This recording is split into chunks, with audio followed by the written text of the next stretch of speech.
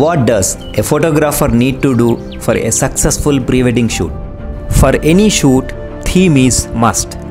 Once we decide on a particular theme, then the location, costumes, makeup, timings are based on it and are planned accordingly. Once we fix on a theme, next the location should be planned, and then accommodations, shooting places, sunset, sunrise spots, timings, lightings, weather conditions, and all these are to be planned. Costumes play a very important role. According to the location, we should pick the right costumes and colors. Contrast color combinations give a beautiful output.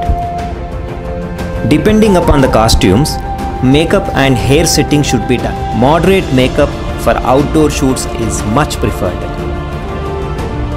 There is a magic lighting 10 minutes before the sunset and the sunrise. The clouds look like a painting and creates a lovely mood for a couple to shoot. I prefer to shoot between 6 am to 9 am and 4 pm to 6 pm. The natural light which we get during this time is very soft and color temperature is very cool. Full frame camera is must. For covering locations, I use 24 to 70 wide angle lens.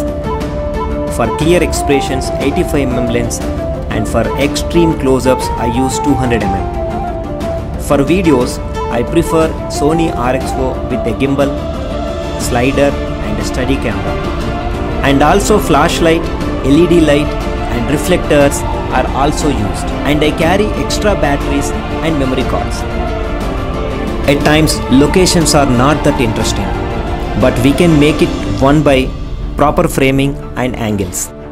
If a location is not suitable for a shoot, we should also have a backup plan for another place and should work on it beforehand. Finally, if we want to take a perfect picture, we need to capture the love and magic between a couple. For that, we firstly have to love our job and be patient.